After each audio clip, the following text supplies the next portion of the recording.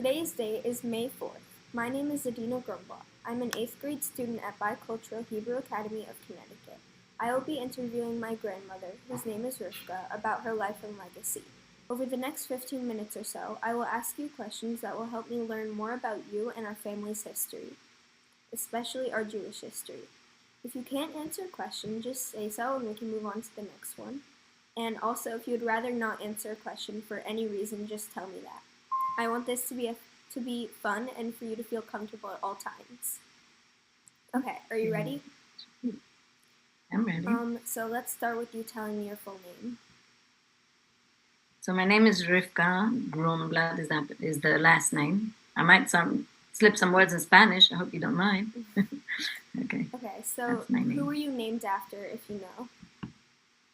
Yeah, I'm actually named after one of the Rebbitzins, one of the Rebbe of Lubavitch's wife, because I was born on her grandson's yahrzeit.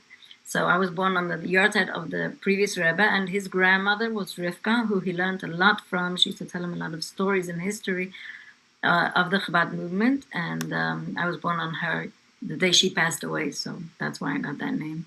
Oh, wow. I was blessed, privileged. Yeah. Okay.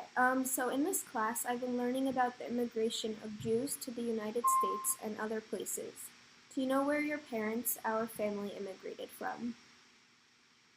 So my parents immigrated from Russia, both of them. Actually, they ran away from Russia, and Zadie's parents from Hungary and Germany to South America. My parents not.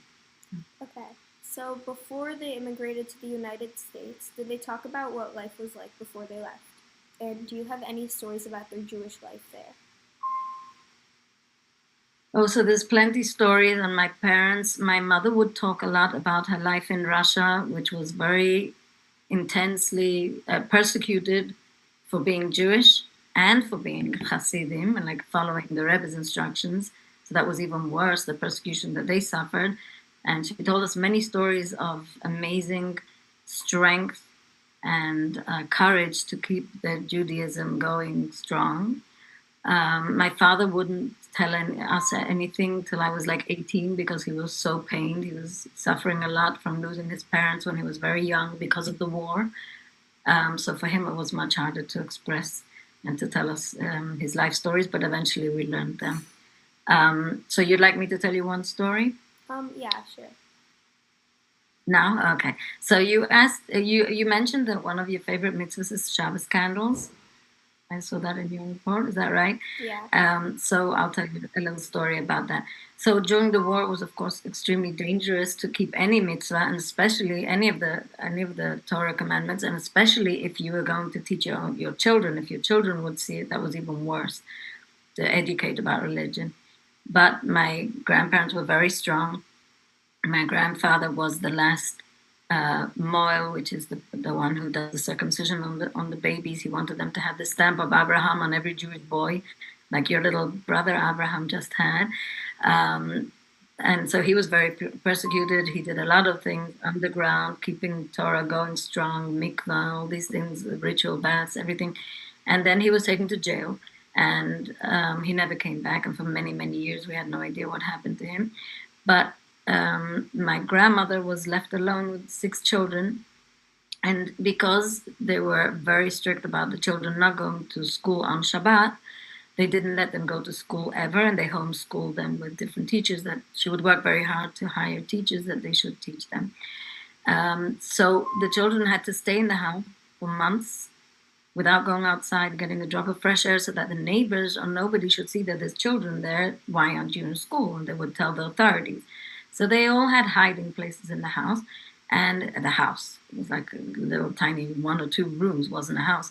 Actually, they lived for 8 years in the synagogue on the top floor, something like Anna Frank, in a little corner of a synagogue, freezing cold, with nothing, water. It was 2 blocks away in this river and all this. Anyway, so everything I'm going to say is not the story. I'm just going to try and make it short. So my grandmother would, of course, use whatever she had to light the candles on Friday night, sit around with the children, starving, crying from hunger, and tell them stories of strength and courage of our Jewish people, always of our nation, and tell them to have, to have belief in God, because one day we're going to win over the enemy the same way we always did during our history, and we will go out strong and healthy and well and build new lives. So they were sitting around whatever they had as a table, and there was like two pieces of potato peel, with a little bit of fat that she collected from I don't know when. Once they had a chicken, once in I don't know how long, so they would keep the fat like to be able to use it as oil for the Shabbos candles. And then she would pull out this piece of string from one of her clothes, to like a wick, and sit around the table and sing with the children and dance with them and tell them stories. They each had their hiding place because in case anybody came, and one of them was always by the window, making sure no one came. So one Friday night, they were sitting around the candles, and all of a sudden he sees a lady coming with a police uniform, and the one in the window told everyone, "Go hide, fast, go hide." I don't know what they had hid under, because they had almost nothing. They had like straw for mattresses and a few schmatters for clothes, so I don't know where they hid, but they all hid. And the lady knocked on the door. My grandmother, that's your great grandmother. Hold on. No, yeah, Bobby Mariachi, your great great grandmother. So she opened, a very famous lady for her strength and courage. And she opened the door, and she was very short. And this lady was like, strong build and tall. Mm-hmm. And she sees the candles on the tables, and she said, "Why are you doing these stupid things?" And she started cursing her out with horrible language. And don't you know that this is prohibited in this country? Why are you keeping your religion? And your husband is being taken. Now we're going to take you to jail, and all the kids are going to go into the Russian army and be educated like good Russians and forget these. Well, she used nasty words. I wouldn't like to repeat them. These religious customs. And my grandmother said to her, "Who do you think you are to come to my house and tell me what to do?" She said, "What do you mean? The other police officer wanted to come, one of the men, and if he would have come, he wouldn't even speak to you. He would just directly take you, and he would take the kids." And she said horrible things like the infierno, how do you say it in English? The Gehinnom is going to burn under your feet, and horrible things. And grandma, I don't know, she just had so much belief in God and so much strength that she just screamed at her, and she said, "Get out of my house. You have no one to come and tell me what to do, how to educate my own children." It was super, super, super dangerous, okay? Super dangerous. And she yelled at her, and the lady just turned around and left. Oh my God. And when the children came out of their hiding places, they were so scared and they were crying. "What did she say, Mom? What did she say? That she's going to burn us, and I don't know, she's going to take us to the army." And my grandmother had to calm them down and tell them again and again, "Don't worry, Hashem, God is with us on our side, and we'll win over them, and we'll get out free." So Shabbos candles was always, like, for you, very special mitzvah. For my mom, you can imagine she was one of the little kids then. She was about 8 or 10 years old. Of course, it was also very, very, always very precious for her too, Oh, wow. as it is for me. Thank you. Yeah, so there you have your Shabbos candle story. Can you tell me anything about our family's immigration and where they immigrated to? Okay, sure. So my parents immigrated from Russia. They fled from Russia with false passports. They were able to leave. And they went to different countries. Each country was an issue, was a problem. There were refugees. People didn't know who they were. The Americans wanted to, held them up at gunpoint twice. The whole group of people. They didn't know who they were, where they're going. Thank God they were saved. They got to Czechoslovakia, to Germany. Finally, they got to France, where they settled for a while. Then my father was a rabbi for a few years in Ireland, and then he went over to England, and then basically they settled first in one place where I was born, in Sunderland, in the north of London, and then eventually in London. Zaidi's parents were his father from Hungary and his mother from Germany, and also, running away and escaping. And they came to South America. Actually, in Germany, Zaidi's father and my father met for a few minutes in the yeshiva. It was a very interesting story. And they managed to get to South America, which was one of the countries that received a lot of people then, including, unfortunately, Nazis. Many of them settled in beautiful places here in Argentina. So Bobby went to Uruguay and Zaidi to Argentina. Okay, wow. So that's a great background. Thank you. Now, I would like you to take out the items that you brought to talk about today. This is the first is a samovar. I brought it because for my mother it was very, very dear. And living in England, she always wanted a samovar. For some reason, it brought her good memories, sitting around drinking tea and the good times. And eventually, she got someone when Russia, became free and people could travel. She finally got someone to bring her one, and she cherished it very much. And then when she moved from London to America, I asked her if I could have the samovar. I have a vase that's from Sunderland. It's not from the immigration, I don't believe, but it's very precious because that's where I was born, where my father was a rabbi, and it was extremely difficult because they were, they're religious and Hasidim also, and the way they would dress. My father had a full beard, he would always cover his head. My mother would cover her head, and it brings like a lot of. When I look at these things, they give me a lot of strength. Like these were people who were strong; nothing would break them, and they managed to do their lives in the free world and bring up families, thank God. And look at you, beautiful Adina. And this is all product of their um, hard work at maintaining who they are, all the Jewish customs and everything.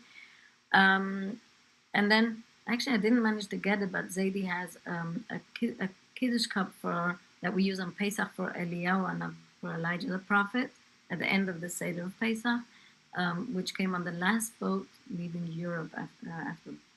Oh, wow. That's very precious, but unfortunately, I can't picture that here. Okay. Okay. So do you have like a family photograph that you want to show, or any? Yeah. Photographs? This is from when we were young in Sunderland.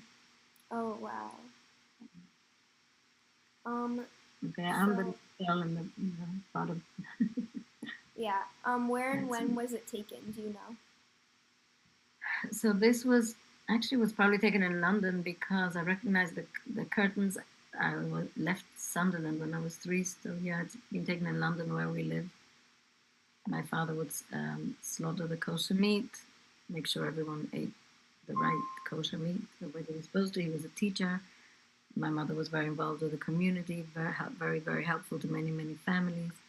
She taught also the women. Yeah, that's Okay. where the picture was taken. So I would like to ask you a few questions about your life growing up. Where did you grow up and who lived with you? So I grew up in London. I was born in Sunderland. We went over to London when I was 3. Basically, I grew up in London, and who lived with me? Well, my 3 older sisters left the house when I was little to learn in different countries. My 3 older brothers went to yeshiva. So for a while, I was with the younger brother, the one who's just a little older than me. And for many years, I was by myself, like an only child. Okay. And my parents, thank God. So tell me something about your school life. Do you have a favorite teacher or a favorite subject? Well, personally, favorite. I loved learning Torah, but when it was explained deeply with Hasidut, which is what gives light to all the Torah teachings and makes it so actual, so now, and so precious. I loved history when I could see both history at the same time, like what was going generally in the world and what was going in Jewish history at the same time. And I think my favorite might have been music, music lessons and sewing lessons and all that kind of artistic kind of things that we had in a very, very good school in London. Oh yeah, that's really Maths. nice. When I got it, I loved it, but till I got it, I didn't like it. Okay. So when you were little, did you go to shul? I would go to shul. My mother would always go to shul. Again, for our parents, everything was very precious. Every mitzvah they could do, because when she grew up, everything was so dangerous and so difficult. Then they were rabbis in different communities. It was also very difficult. So when she was already finally settled and free, she would love to go to shul. And she would take me out and go to shul. And she taught me how to pray, and she would also teach me to read the translation in English. She would always tell me, you have to understand what you're saying. And even though when I was younger, maybe it seemed like a little heavy on me. Like, why would I do that? And most people didn't do that because we read in Hebrew, straight from the Siddur. But even now that I'm in Argentina and Zaidi translated the Siddur into Spanish, I'm very grateful for that, what she told me, because like there's many parts that we don't really understand them because they're poetic or something on Rosh Hashanah and Yom Kippur and those days, and then we read them in the translation and really enjoy and feel what we're saying, not just blah blah. Like it has a lot of meaning. Yeah, so I always liked Shul. Yeah. When you were a teenager, did you have a bat mitzvah? So I had a bat mitzvah. Our style is to have it in the home, like a nice party with friends. And my mother worked very hard to make a delicious meal. She got me a very pretty dress and a crown, and did my hair up, and it was very special. But like not a whole big thing like perhaps today is more, out there. In our community, we do it more inside with the friends. Yeah, that sounds really nice. So what was the most meaningful to you about it? What was the most meaningful? About your bat to me mitzvah? about the bat. Well, I think that we were taught very seriously how important the day is and how serious it is to really accept the role that bat mitzvah means. That from that day we're responsible to do to keep the mitzvot, the God's commandments, to pray every day, to give tzedakah every day, charity, to whatever it is that the way we dress, everything that we had to do. So like it was made very very meaningful. I had a little speech, and I guess my teacher did. I don't really remember. I had also been to the Rebbe, the Lubavitcher Rebbe, 2 months before, and he gave me a beautiful blessing for that day and for my 11th year. Yeah, and some instructions for the day of the bat mitzvah. So it was very meaningful. It wasn't just a party, like a little 12-year-old. It's hard, but we were still taught to try and take it seriously as much as we could. That our future's in our hands. Yeah. So I would like you to pick your favorite Jewish holiday and describe how you and your family celebrated it when you were a child.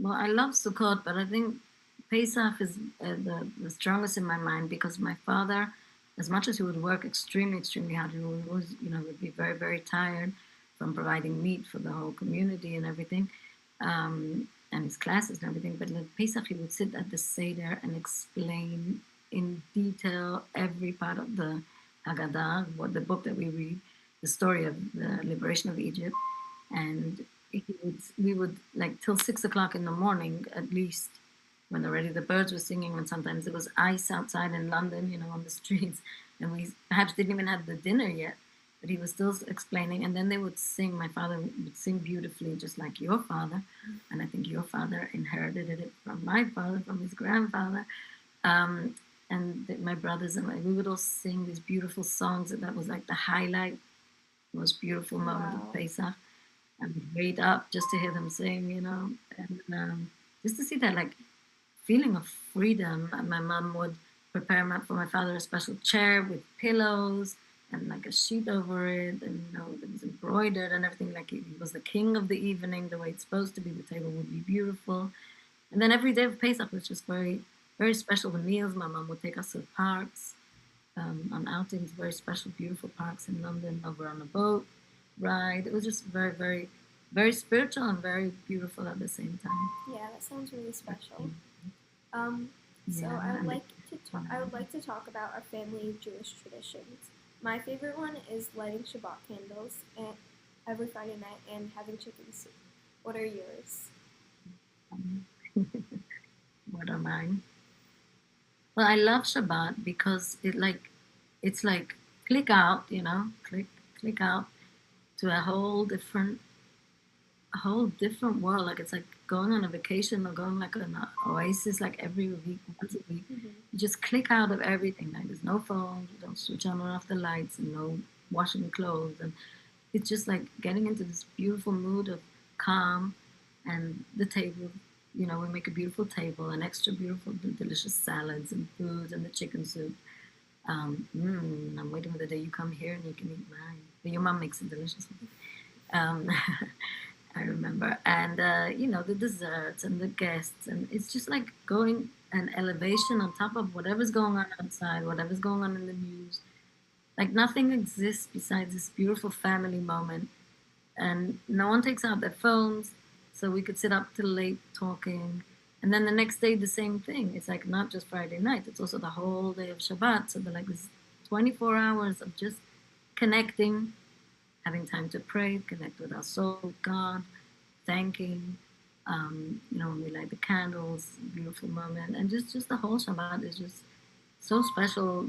Things that I'd love to read during the week I don't have time for. I pile them up, and then I could maybe check through them on Shabbat, look at family pictures, share. Yeah, very special day. Yeah. So did anyone in your family serve in the military? Um, well, my father-in-law did in Hungary. I have a son-in-law who goes now. You have an uncle who goes to Miluim. He's been, I think, twice. He's going again now to Israel. He served in the army when he was in yeshiva. He served for 2 or 3 years. Um, I have a few nephews who also and in the military in America, yes. Um, a nephew and all his children are in the American Army, and a nephew's in the also from a different families also in the American Army. Yeah. Okay. How did you meet my grandfather? We, okay, and I just like to add to the military. We feel like we're all military. We're all here on service. We have orders of the day, and we have things that we have to keep and do, just like a soldier. Yeah. Our life guided by that also. Okay. What did you ask? Sorry. How did you meet my grandfather? How did I meet your grandma? Okay, so it was a shidduch, like in our communities we do it. I was studying in New York in the seminary. After finishing school in London, Zaidi was learning in the yeshiva. My brother knew him. They were together since they were 16. And my mother spoke to a matchmaker, to a shadchan, and he gave her a list of names. We thought of, guys that might be for me, and my brother chose. And then we went out to get to know each other. And that's how we met. Wow, that's really special. So what did you do to make a living in your adult life? So we are, thank God, emissaries of the Rimba in Argentina. So in the beginning, my husband Zaidi had a little bit of, he would get, his paycheck from Chabad, or he wouldn't get it for many months sometimes. But we kept going, doing what we had to do. And now, thank God, he's the rabbi. He's the chief editor of the Spanish publications for the world, Jewish life, and also non-Jews. There's certain books are for everybody. So he works with that, and that's basically what we do. Mm-hmm. Yeah. And sometimes I give some classes. I used to get paid for or not. Yeah. Women's group and stuff like that. So we're going to wrap it up with one more question. What advice do you have for future generations like me? Okay, like beautiful Adina. Always be proud of who you are, where you're coming from. You have a lineage, like as you hear from your grandparents, but this goes all the way back to Sarah, Rivka, Rachel, and Leah, to our matriarchs. And be proud of who you are, keep strong, keep happy, and just remember that you're a Slabon, how do we say it? A link in a chain. And now it's your turn. It's your turn, and all the youth turn to, like the Rebbe says, that the adolescents have a very strong power because they like sometimes get rebellious and strong and powerful, and do things that they want to change the world. They want to get things done. They want, and that's what should be for good, right? Like fighting for good things. And Torah and mitzvot is what always kept us going as Jewish people. It has to be Israel, Torah, and God. It's a triangle. So be proud and enjoy. And another thing I want to suggest is also just to the youth is to be curious. When you hear about something that you learn or you do in your home, that's the Jewish practice, don't just accept it the way it is. Like our parents, my parents' generation, were okay just to accept and do what they had to do. This generation has to be curious and understand why, get explanations, look deeper, learn the deeper explanation. It's just so beautiful. It's very, very beautiful compared to what shines out there, but not necessarily is gold. Many children are unfortunately very confused, don't have a straight road to go on. And thank God you and all the Jewish youth have a very straight road to go on. And even if sometimes it seems restrictive and difficult, find out why. What's the benefit of it? If you can't find out, it's till you find out. It's Naaseh v'nishma. We do many things that we don't really know, all the explanation, but then afterwards we realize how important it was. So stay the way you are, beautiful and strong. I'm proud of being Jewish and who you are, and you'll do great. And Mashiach's coming. We've got to be ready. Be prepared. Thank you so much for spending time with me to answer these questions, and it was great learning about your history and your life growing up. Thank you very much, Adina, for this opportunity. And like I told you, there's so many amazing stories, and it's my history, but it's also yours. So that's very, very special. Thank you. Okay.